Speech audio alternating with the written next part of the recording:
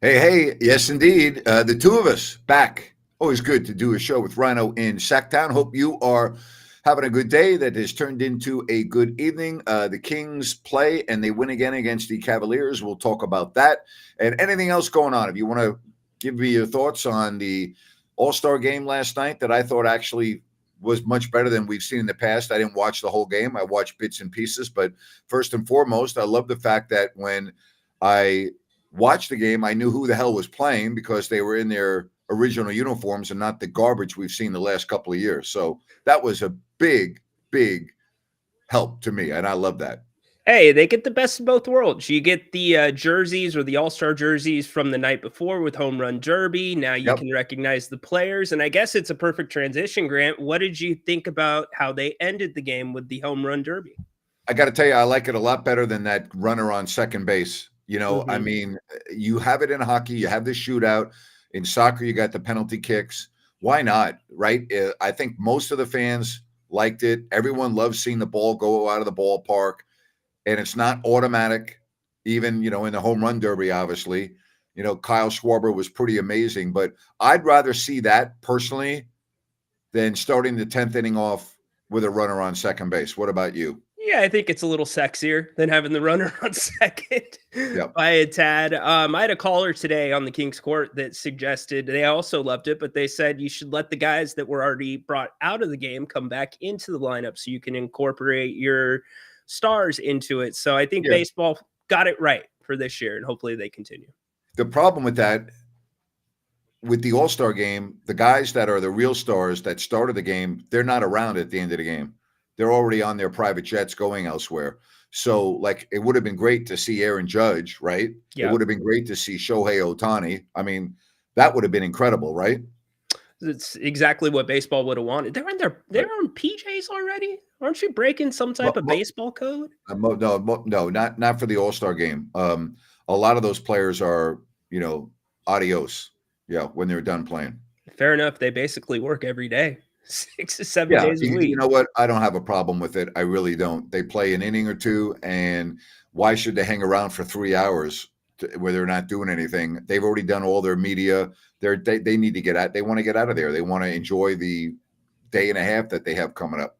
Yeah, and they actually show up. The pitching matchups against the hitting, they're not lobbing the ball to Otani, like Yeah, in the NBA All-Star game where it's a little more and laissez-faire.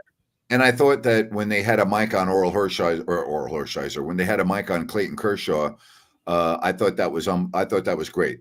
I thought they did a great job with that. I mean, when Clayton Kershaw is winding up, telling them what pitch he's throwing, that's pretty cool stuff. Yeah, it could be the next evolution to some of these All-Star games. Indeed, you're starting to see Yep. the media get closer and closer.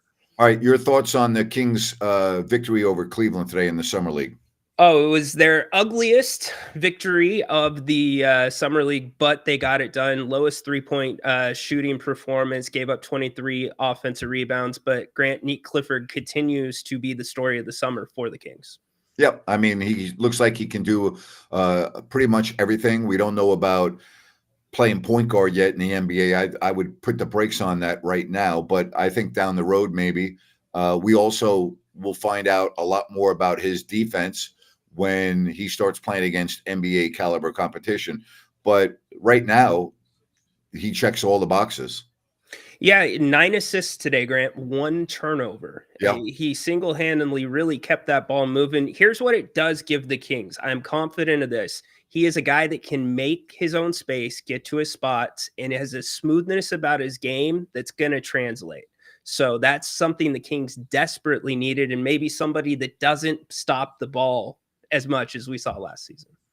Maybe, but the question is with this roster, the way it looks right now, and again, that may change between now and October.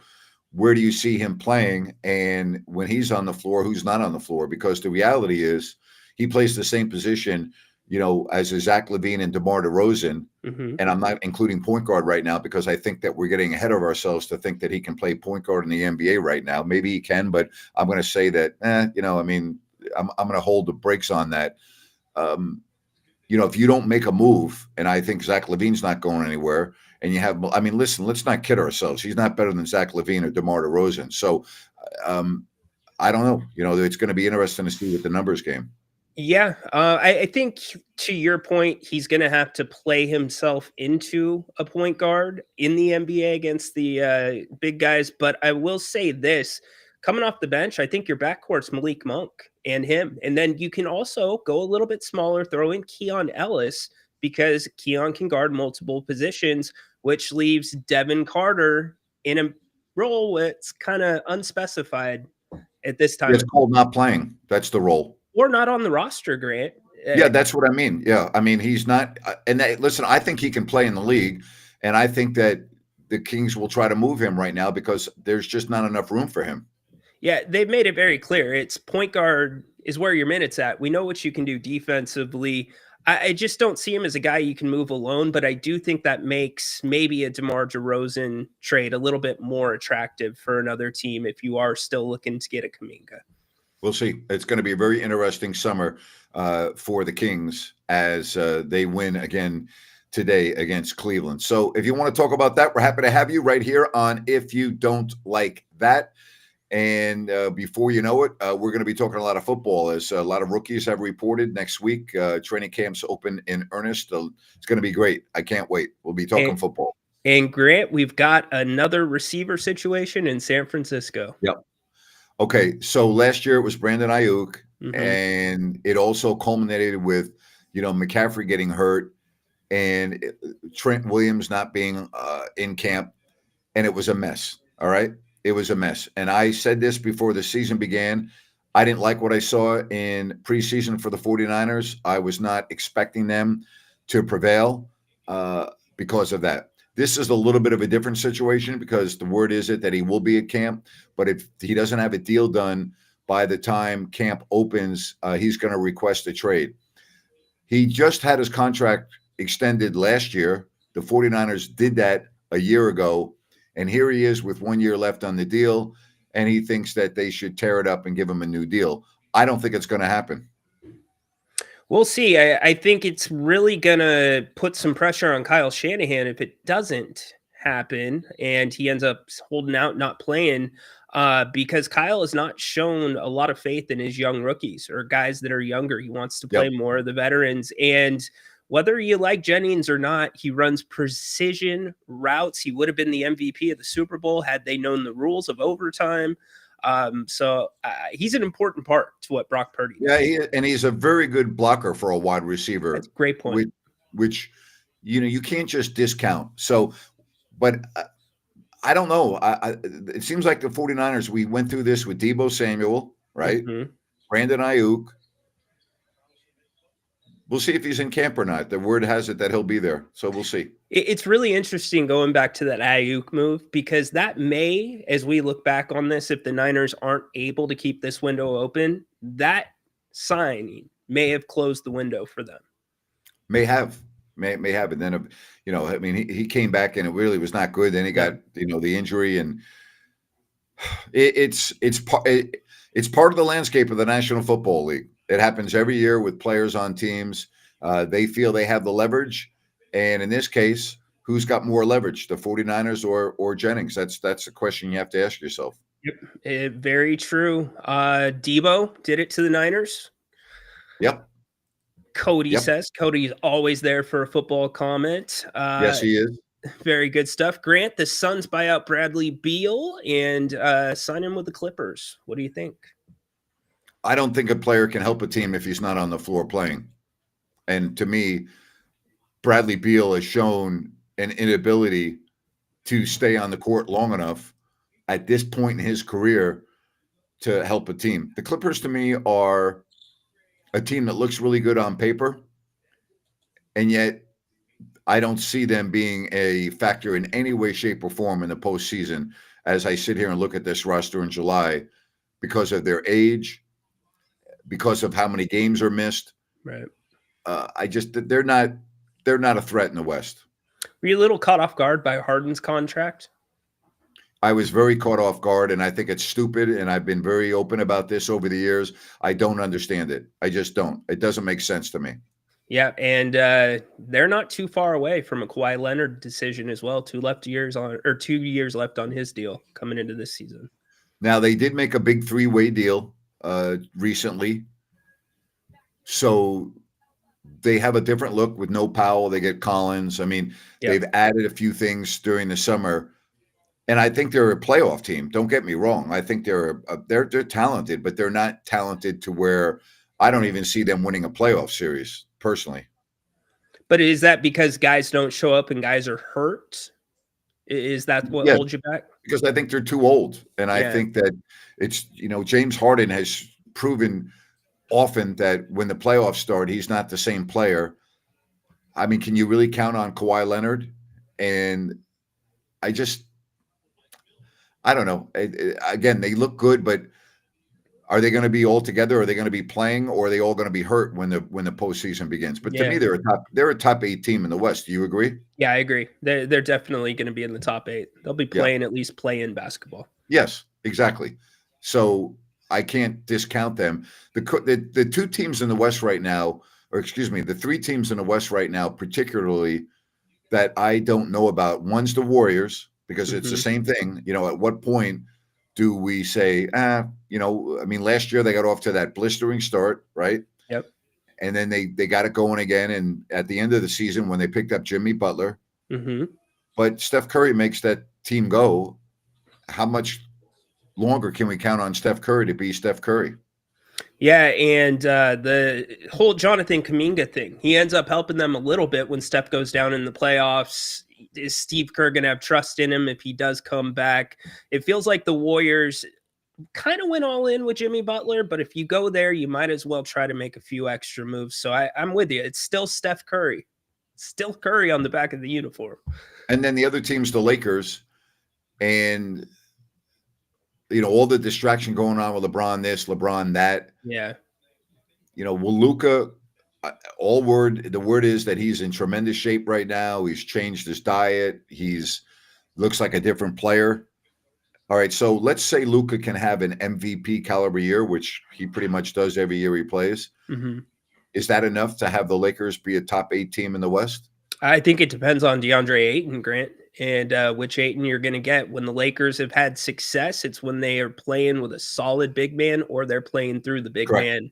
So Ayton's been up and down, focused, not focused. If he can show up, and now you throw in Jake LaRavia that can play that little utility tool position. All right, if the answers to those questions are all yes, they're clearly a top 8 team. Have to be with Luka. I mean, Grant, look what they did last year with Luka out of shape. Yes. The only teams right now in the West that I think are clearly behind Sacramento are the Jazz and the Suns. And I think Portland is going to be right there with Sacramento. I really do. Kyle Filipowski has had a pretty good summer league, leading scorer in summer league. I'm with you with those 2 teams. One team up in the air for me is New Orleans. They had all the injuries last year. You've got the civil suit kind of looming with Zion. You're not sure how that's going to play out, but they literally, Joe Dumars went all in by trading that unprotected first-round pick to get Derek Queen. So it could be a great matching if they can stay healthy with Zion and Queen, or we can see them falling to that category as well with the Kings. I think they're going to fall. I don't like the makeup of their team. I think getting Looney and Poole, I don't think that doesn't excite me. They don't have CJ McCollum. Right.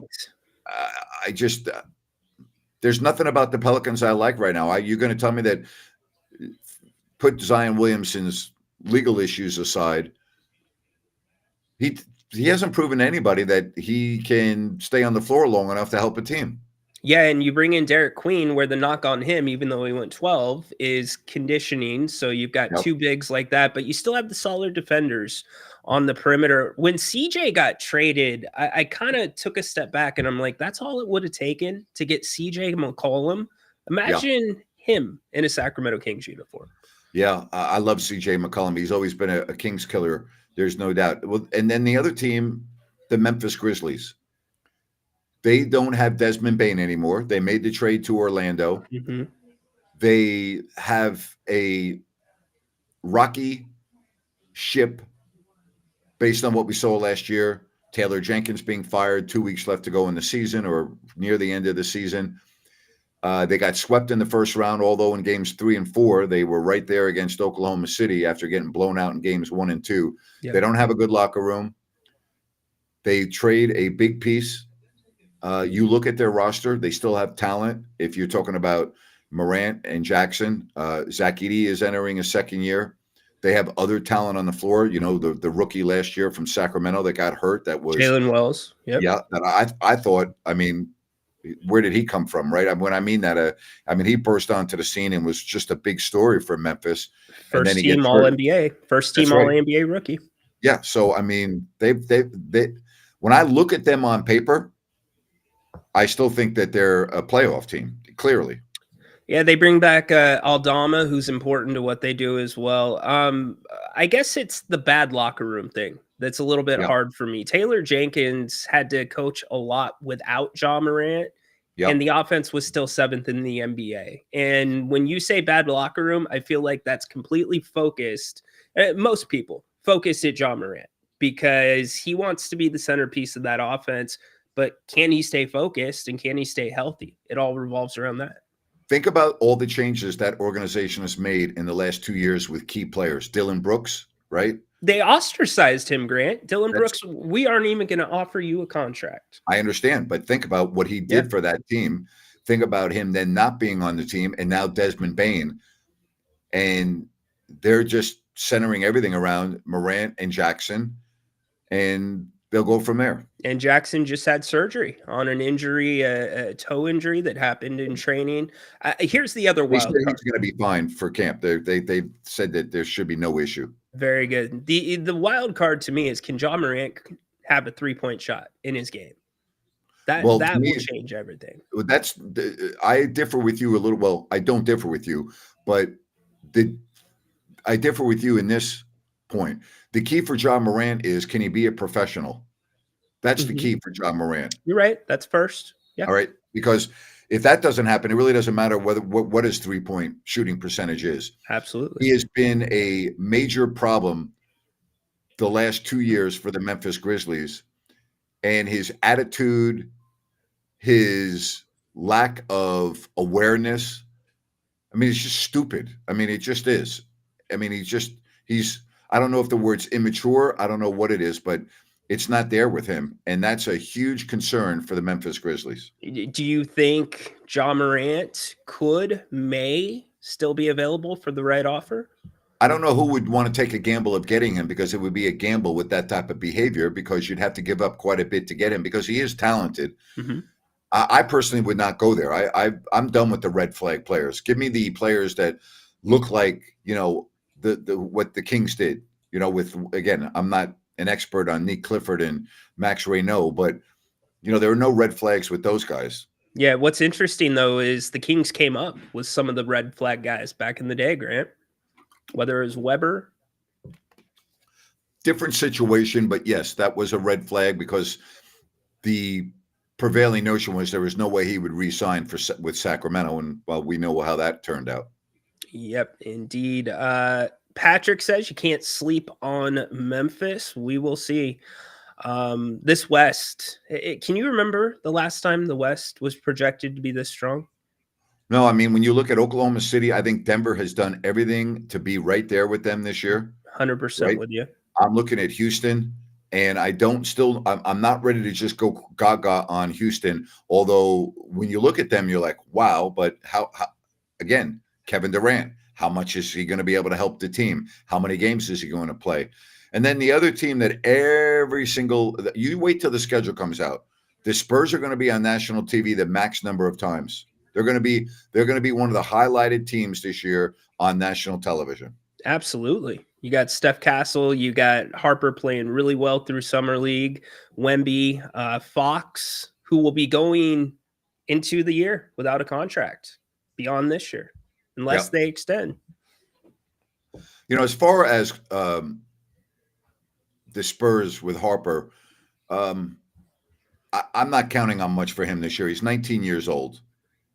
Okay. I know he looked good in Summer League, but Summer League is so different. And I like what I see, and I think he's got big-time potential. Boy, I just don't know how much it's going to happen this year. That opportunity to flourish in that spot might not present itself as Yes. much.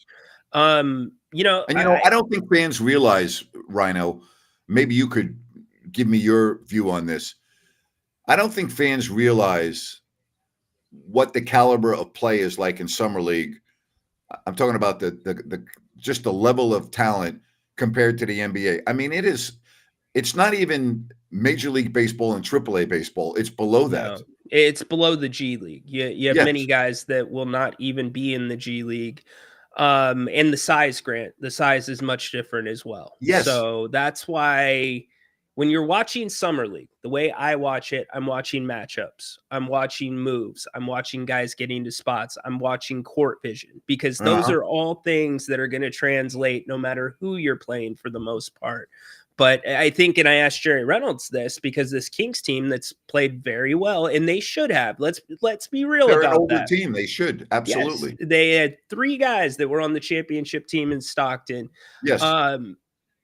They're playing a fast style. They're playing the pressure style that we've always heard about, but it's a smaller game, as we just said. But how's that going to intersect when you throw Zach LaVine into the mix? How's that intersect when you throw DeMar DeRozan into the mix? It slows things down. So you got to think about that middle balance as well once we get to spring. And you also have to think about there's 2 sides of the floor. There's offensively and defensively. And I have real right now, not next year, but right now I've got reservations about Ryno and how he's going to be able to play defense in the NBA with the physicality. And I know you can call him a stretch 5, you can call him whatever you want, but the point is he a 5 or is he a 4? How's he going to be able to defend? Right now, I think he would get manhandled against a lot of bigs in the NBA right now. And that's, by the way, not abnormal. I expect that to change over a short period of time. But then we talk about foul trouble, okay? And then if you're in foul trouble, does that limit how many minutes you play? Those are the biggest question marks. Offensively, he has already shown, I think, to people that he's got a great feel for the game, that he can shoot the ball, which we knew coming out of Stanford that he could shoot the ball, that he has a very good handle for a big, that he can pass. But you got to play defense in this league. And what's the biggest complaint that we've had every year about the Kings? It's defense. It's defense. DeMar DeRozan, not a good defensive player. Zach LaVine, not a good defensive player. Keegan Murray, very, very good defensive player, right? Keon Ellis, very good defensive player. We talk about Sabonis and his defense, but we have to project right now. Max Ryno, is he going to be able to defend in his first year in the NBA? I'm very skeptical about that. Yeah, and I'm even skeptical on the offensive end of the floor too, Grant. He's setting screens like this, which, that's not how you usually do it in the NBA, and that's just a strength thing. That's trying to get the best position. So you got to probably get him on that Keegan Murray workout plan, let it develop for a couple of years, but that skill's there. Maybe it's the zone defense that Doug turned to a few times. I don't think he'd be bad there, but he's going to definitely be a work in progress. Yep. You want me to make you hungry? Oh, how about the taste of summer? Time. What's going on at Bennett's? Whether we're talking about the location in Sacramento, Roseville, or the West Side Grill, give me that prime rib right there. Friday, Saturday, and Sunday night. Look at that. Look at that. Starting at only $24. Look at these great salads. It's all there for you. There's the menu. Their Taste of Summer going on right now. They got all types of specials, and they have new appetizers that are available during the happy hours, many starting at just $6. It's great. It is a exceptional food and unbeatable value. The weekend bubbles and brunch, the $19 for 2. I mean, it's awesome. Yeah, happy hour sips and tastes at unbeatable prices. Again, they've added 3 new appetizers there. That looks pretty good right there. Man, it's all there for you. You go to bennettsrestaurants.com. That's bennettsrestaurants.com. And right now, take advantage of their Taste of Summer specials and say hello to Brian and the folks for us down there at Bennett, Sacramento, Roseville, the West Side Grill in Rockland. I love when Brian gets inspired by good ingredients, because it's the freshest ingredients that they use. It's fabulous. And he comes up with a menu like that, Taste of Summer, appetizer, entree. You can add on a dessert for $5. Come on. No brainer. Patrick wants to know, it's a little bit early, but on paper, which teams in the East look to compete with the West? I agree with Cody. I think the Cavaliers are going to be very good. I think what happened last year is going to propel them this year. So I think the Cavaliers will have the best record in the East. The Celtics are not going to be as good, in my opinion. The Bucks have a whole new roster with Giannis Antetokounmpo. I mean, I'm looking at their roster and all the players that have gone there, and I'm wondering, what are we going to see from the Bucks? Then there's the Knicks with now Mike Brown coaching. And I'll tell you a team that not a lot of people are talking about right now that you should talk about in the East. That's the Orlando Magic. Boom. You nailed it. They felt like they were at the point to go get their Aaron Gordon, quote unquote. Yep. Doesn't matter the cost. We're getting Desmond Bain. Grant, if they can stay healthy, they're going to be really good. They're tough. They can shoot you out of the gym, especially at the Golden One Center, Kings fans. Yeah, they're worth the price of admission to watch. I hope Paolo can stay healthy. I think, to me, right now in the East, I'm projecting them. I think they're a top 3 team. I agree with you. I completely agree with you. I would expect them to have a jump similar to what Cleveland had. Not probably to the degree of 65 games won with 15 left, but I think they are going to rise massively. And Banchero is the real freaking deal, boy. That guy can play.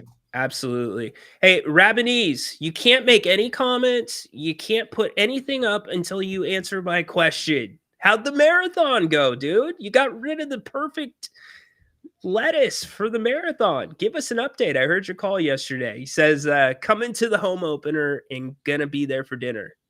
Nice. He's gonna go to Bennett's for dinner. We love that, man. Love that stuff. All right. So he ran a marathon. That's right. I forgot about that. That's why he cut his hair. I forgot about that. Yeah. I had never heard the term house hippo before last night. I love doing show and I learn something every day. Absolutely. Absolutely. So if you want to be a part of the show, you can stay in the chat. You can also call like BJ. What's up tonight, Beach? What's up, buddy? How's it going, sir? How you doing, Ryno? I just got off of work and I'm clocked out, and I didn't get a chance to call in, Ryno, on your show, and I missed last night's show with Napes, and I just want to touch something. I just want to touch on that real fast. Back in the day, Jim Rome used to give athletes, superstars or stars, and callers. He used to call them molars, meaning, and there's something, the story goes along. There was a coach that messed up. He was drunk. He did a bad thing. So instead of giving them a mulligan, he named it a molar. So I believe that Dennis should get a molar. He messed up. He's still a shitbird. We need his type. Of course, everybody in the Kings history of Dennis's knowledge is going to be in the Hall of Fame. We know that. So I just wanted to touch on that. I get down on Dennis because I know he likes dunk championships and I know he likes all-star games. The complete opposite of me. So, but we need people like Dennis. So, Dennis, if you're out there, we forgive you. We're going to give you a molar, I believe. I hope I'm not stepping on your guys' toes, but as a fellow shitbird, I vote for him to get a molar. But anyways. All right, hold on, DJ. Let's adjudicate this really quick. Let's go to the replay. Dennis, stop for a minute. I didn't say anything bad about you, Dennis. I love you, Grant. Grant, you giving him a molar? I don't speak your guys' verbiage, but give him whatever you want. But I got on him yesterday because I think he's a little unrealistic about things. And then he apologized and said he had been drinking. And so I'm like, oh, it's all good. So give it. Yeah, BJ, I'm okay with that, buddy. Absolutely. Okay. Right, okay. Order in the court. We have a ruling. Dennis, you have a molar. Okay, Dennis, don't forget. I went to bat for you, buddy. Don't blow it. Okay. Love it, man. Love it. Today, on today's show, Ryno, you had a very good show, and I really like how you mixed in the lizard. I mean, Adam Silver into the mix about the whole betting and all of that. And you brought up a point is like an expansion. And you asked the question, do you think that it's going to water down the talent? Is it going to be a bad product? And for me, I believe that it's not necessarily going to water it down. I think it's just going to be more bad product. And I'm a big basketball fan first, then I'm a Kings fan, then somewhere down the line, I'm an NBA fan. I believe that if the style of basketball is being played and with how college is going right now, and they want to open up the Euro, to me, it seems in the next 10 years, if you're going to open up the NBA into Europe, you're going to see a completely different type of basketball in Europe as opposed to here in the States. And I think it's just going to flood the market with more bad basketball. But since I said that, I do believe that we're swinging back to a more of a position type because of Oklahoma, because of the San Antonios, two bigs, a swing, an off guard and a point guard. I'm praying for that. So Well, what are your guys' thoughts on that, Grant? my thoughts on that is the league doesn't promote the league; they only promote their stars. And as long as the stars stay playing in the NBA, people are going to watch it, and TV networks are going to pay a fortune to televise the games. You don't see the league promoting the individual teams. The league has always promoted their stars. My biggest issue right now with the league is, as we look at the tail end of LeBron James and Steph Curry's career, who's going to carry the torch? Who's going to be carrying the torch for the NBA over the next 10 years or so? Who's it going to be?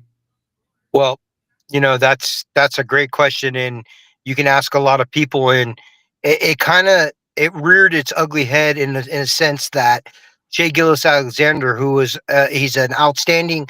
Well, I mean, he approaches the game the right way. He plays hard. He gets to the free throw line. He incorporates his whole team. And what did he get dubbed? He got dubbed a free throw. I forgot what it was.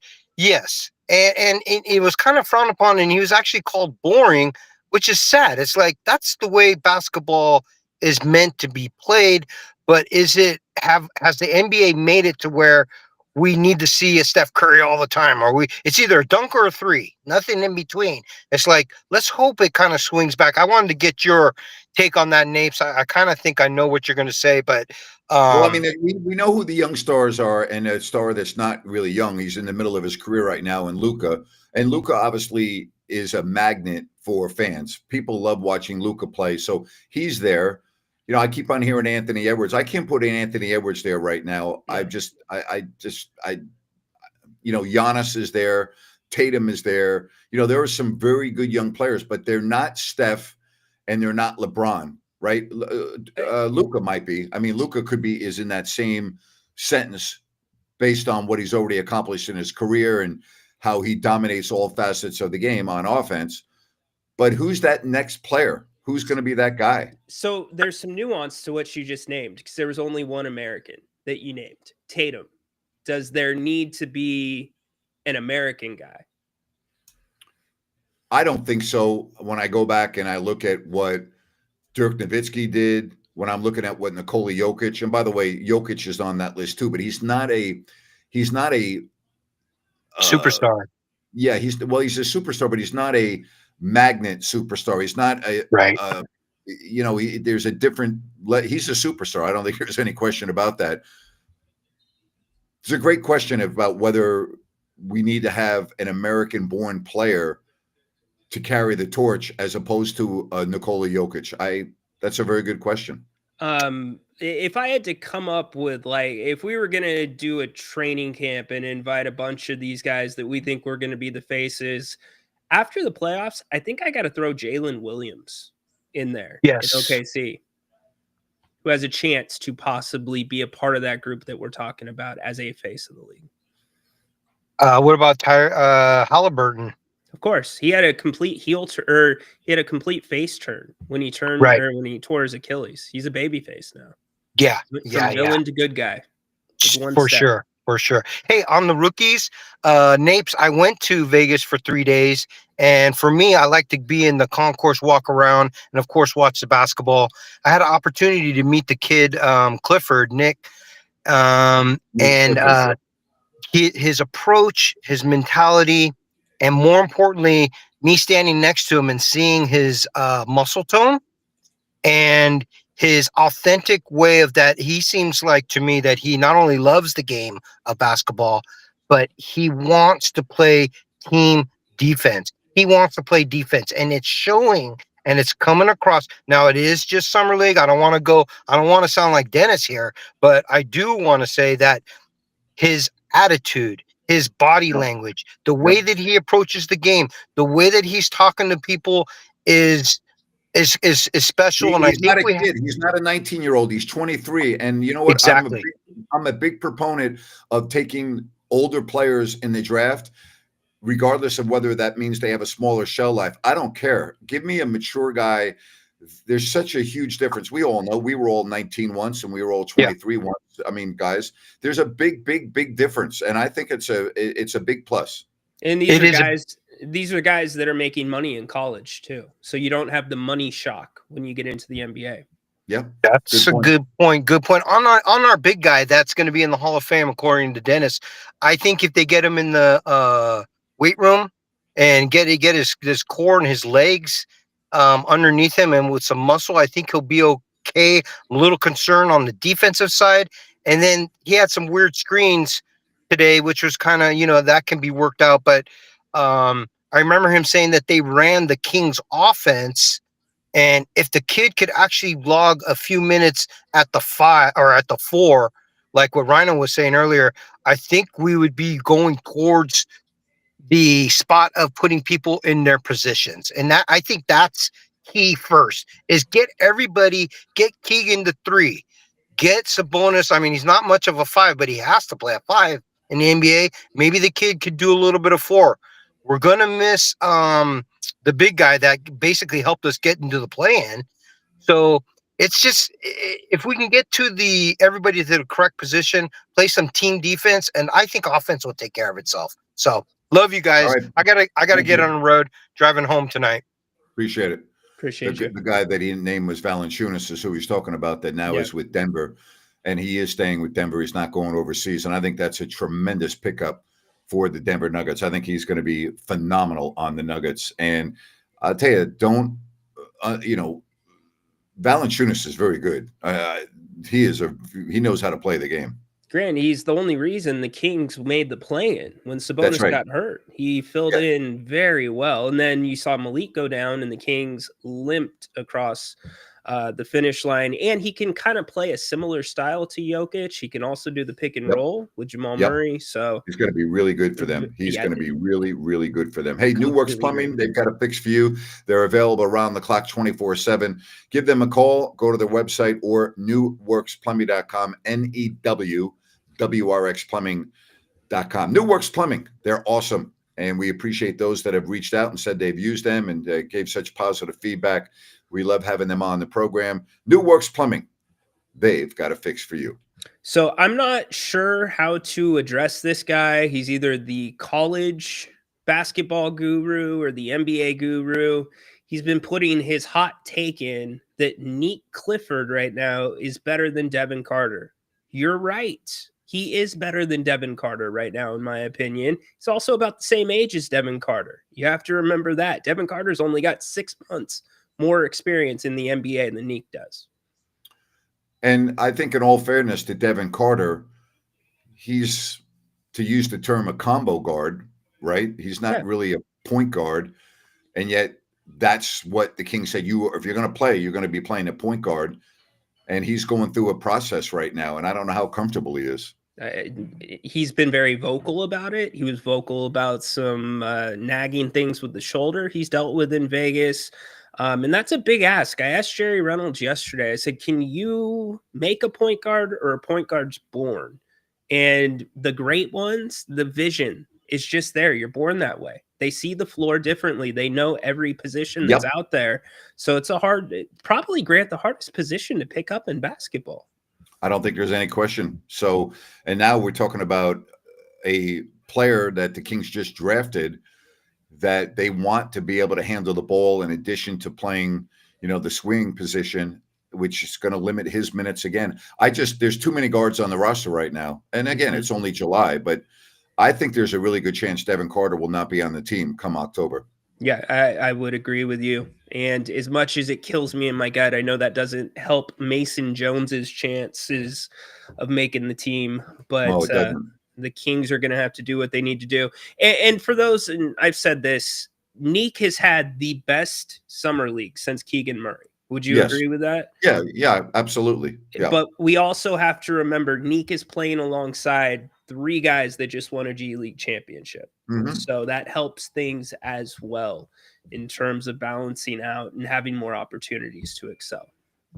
But again, it gives the Kings fans, they're more optimistic now looking at the future with how well he's played in Summer League. Okay, so let me ask you this question. I don't want anybody to take this the wrong way, but when Tyrese Halliburton was drafted, you knew he had that court vision. And when I look at Neek, he has a very similar vision to the game. It doesn't seem to be too fast. So I'm not saying he's Tyrese Halliburton, but I think with the court vision, he's probably the closest thing so far that I've seen in Kings uniform since Hallie. Okay, and I don't disagree with that. Let's talk about not playing point right now, and let's talk about playing the wing position. Yeah. Are you concerned at all about his size? It's not ideal. I'm concerned at the 3. Absolutely. Okay. So if you're looking at the Kings then with Zach LaVine and Malik Monk on the roster, and assuming that you're not going to be able to move LaVine, and, let's also acknowledge LaVine's not chopped liver, okay? He can go out and score 40 any night. I mean, we have to acknowledge that he's still a good player, even though a lot of Kings fans wish that he was not on the roster. But, I mean, the guy, he's a talent, okay? Yeah. He may not fit. You may wish that he wasn't on the roster, but that doesn't mean he can't play, all right? The guy can play. And, last time I checked, Malik Monk's a damn good player. Mm-hmm. So how's he going to play at the 2 on this roster? I think he's going to be in that backup role. I think But backup to whom? Back up to Zach LaVine. I think you're going to be fighting for minutes, and this could be a way Where's to. Malik Monk going to play?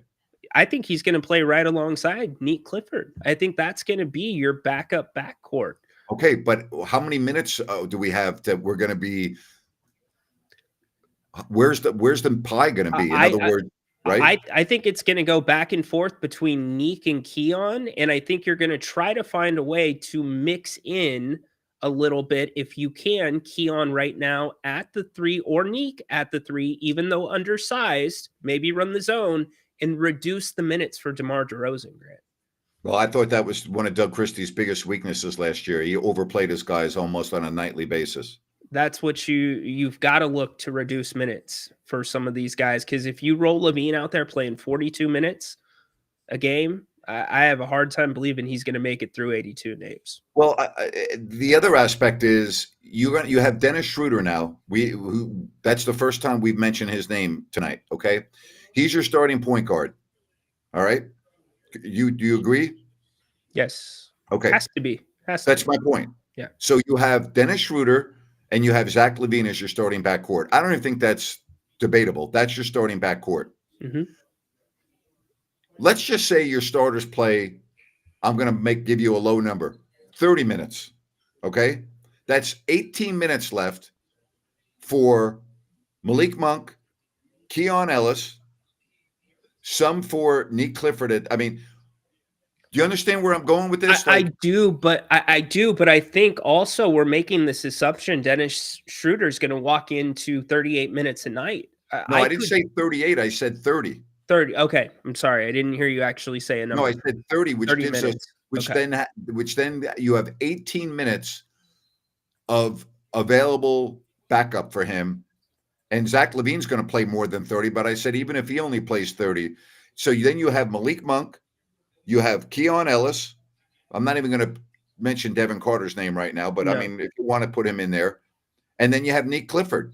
Yeah. Because DeMar DeRozan is a workhorse, and if he's on the roster, he's playing at least 30 minutes every night. Mm-hmm. And again, say anything you want about Neek Clifford. He's not better than DeMar DeRozan. All right, let's just call it the way it is here. No. I know everyone's going gaga, but he's not DeMar DeRozan. All right, and the name of the game is to put your best players on the floor. Yes, you'll develop Neek, and you look at him as the future and as a guy that will fill that role at some point. But I'm not crazy about the makeup of the team right now. That's why I Oh, think yeah. Scott Perry still is going to make a deal or two.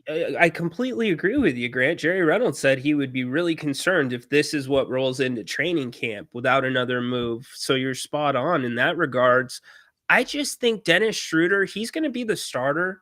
I think his minutes could be on a sliding scale, depending on who's excelling. I could see him not on the court at the end of games, kind of like we see sometimes Malik Monk. If Neek is having a hot run, Keon's defending well. I think Schroeder's minutes are the ones that are adjustable, in my opinion. Well, I don't think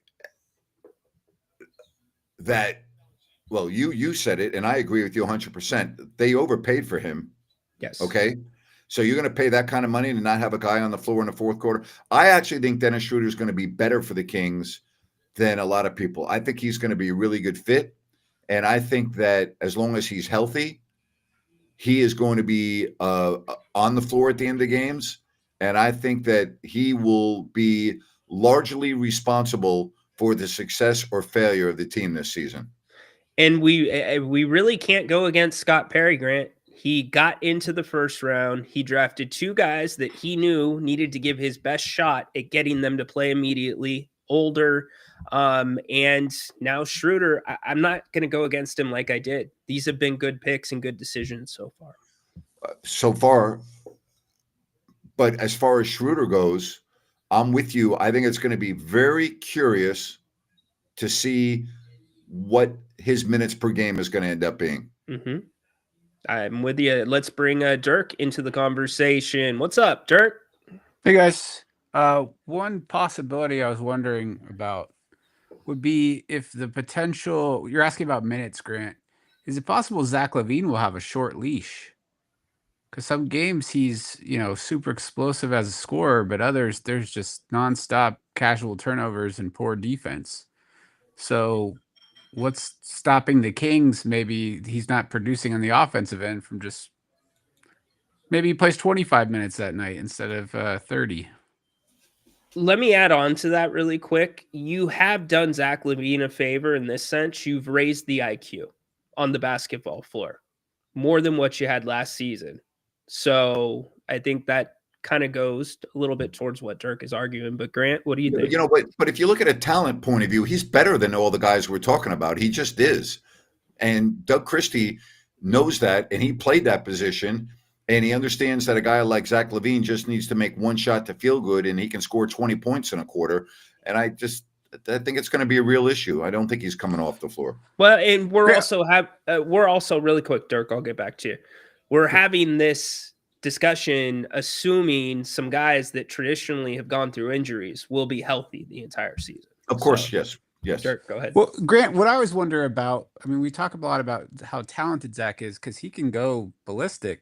But when we talk about feelings, like how must it feel for his teammates where a guy just has an errant, unforced turnover and lacks any hustle and like has a lot of back-to-back plays like that? Like it seems some games he couldn't do anything. And I have to feel like that's a net negative on your team's morale and just how they're feeling about playing a fun type of basketball.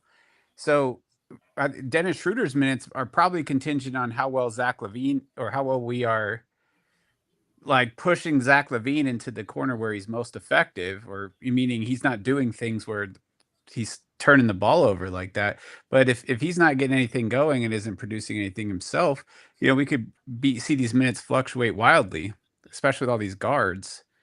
But I go back to the last game that the Kings played was a disaster. It was the play-in game against Dallas, and you saw the post-game interviews, the body language, and it was almost like everybody wanted to get the hell out of Sacramento. Mm-hmm. Okay, yeah, that doesn't just change overnight, and that's why the importance of the beginning of this season.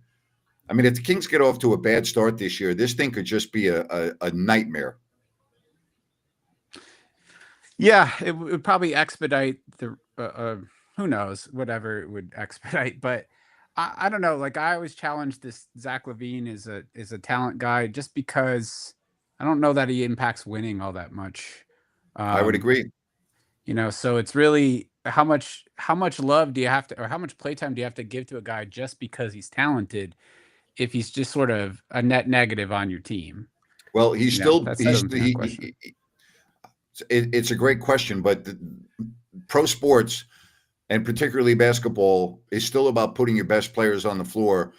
And despite everything you just brought up, Dirk, which again, you bring up some very good points, he's still the most talented player on the Kings at that position.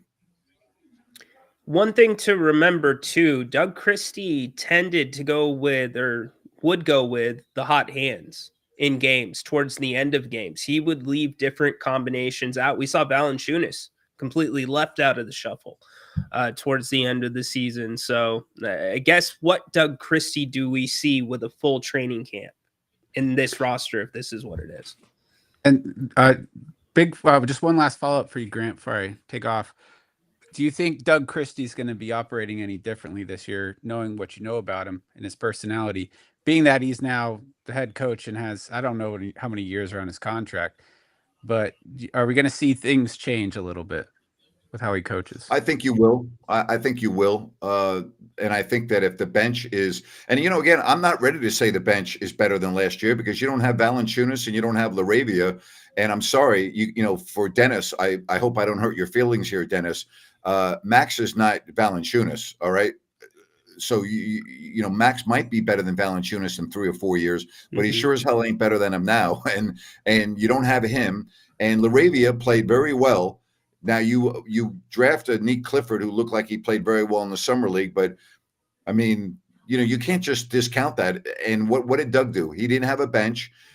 And so he played his starters 40 minutes every night, basically, and it just didn't work. So if the bench is better, and it should be, because now you have Dennis Schroeder as your starter, Keon Ellis will go back to the bench, Malik's coming off the bench. Your bench should be pretty good. And if the bench is pretty good, Doug's going to have to coach this team differently. Yeah, Scott Perry has said we want this to be defense. This roster right now has to be offense. You lost the defensive opportunity when Jake LaRavia went to Los Angeles. Not only that, assuming that you don't have any minutes for Devin Carter, who is a really, really good defensive player, this is not going to be a good defensive team. Right. And Ryno's not going to be able to play defense in this league this year. I don't know about Clifford yet. I'm going to give him a pass because I don't know. DeRozan's not good. Levine's not good. The only way this team's going to win is they're going to have to roll the ball out and have a track meet and outscore you every night. Spot on, Nips. Oh, here's hoping we get some sort of shot blocking in the future. But anyway, thanks, guys. You just had some shot blocking. Again, that's not a Ryno. He doesn't do that either. No, he does not. But you just gave up shot blocking with JB. So anyways, all right. Thanks, Dirk. But again, that's why this roster needs to still have some moves made to it this summer, but it takes 2 teams to tango. So we think that, well, gee, maybe you include Carter and DeRozan in a deal, or, well, there's got to be a team out there. I think there are a lot of teams out there that would take Devin Carter, but DeRozan and his contract, his age, DeRozan has to go to a team that's championship caliber ready right now. Correct. And I think a lot of those, we went through this about a week and a half ago. The spots for DeRozan have dried up. You might be looking at Golden State, Grant, maybe the New York Knicks if they really wanted to take a swing. And DeMar wants to stay on the West Coast. Miami's already made their deal. They brought in Michael Porter Jr., so it's going to be a big ask. Lakers, I don't know. What could the Lakers give to you? Yeah, I don't see it. These are all interesting questions as we get ready to conclude Summer League here. And August is normally a very dead month in the NBA. So we'll see. There's still a couple moves that I know the Kings would love to be able to make. Yep. And remember the big deal that came through right before training camp, Randall for Towns, Grant. So you might still see some movement. All right. Allow me to update everybody on what's going on with the Kings and what you need to pay attention to. So the Kings, there's 8 teams that started the day at 4-0. You're only going to take the top 4 from Summer League. Top 4. into the semifinals, which then turns into the championship game for Summer League, which means they go off of either head-to-head. In this case, it is going to be off of net ratings. Right now, Oklahoma City is playing New Orleans. They're currently up 6 points. Minnesota has been eliminated because the Kings have a higher net rating than them, so they are gone.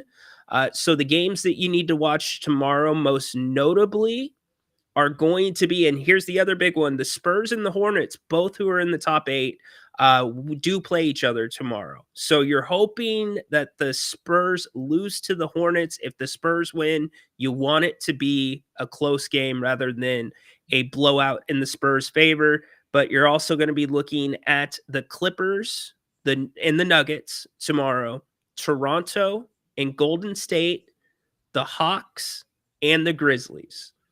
So that is what it looks like. The Kings basically, Grant, need, you want to see an Atlanta loss. Anybody that's close to them in that net rating, you'd like to see a loss by that team. So, the Spurs or the Hornets are going home. So I don't care. It makes no difference to me because I've already seen everything I needed to see this summer. I've already had all the questions that I needed answered. They have been answered.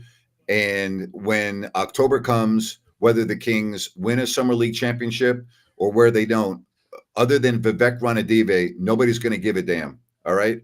And I'm not saying that the players shouldn't care because they should. And I'm not saying that the coach shouldn't care because he should. But what I'm saying is if we're looking at the big picture and the totality of an NBA season, this doesn't mean anything. It means absolutely nothing, period. You've already seen your rooks. You've already seen what they're going to be able to do in all likelihood. Let's just get on and get going with the season. Well, if you're holding that plus 10,000 ticket for the Kings to win Summer League, you care. Is that what it is? It started at plus 10,000, then it went to plus 3,000. Wow. Okay. Yeah. So if you're a gambler and you gamble, you want the Kings to win the Summer League. I understand that loud and clear. Okay. Just saying, Abe, it was a good line. If you knew about the Kings and the age that was on that roster.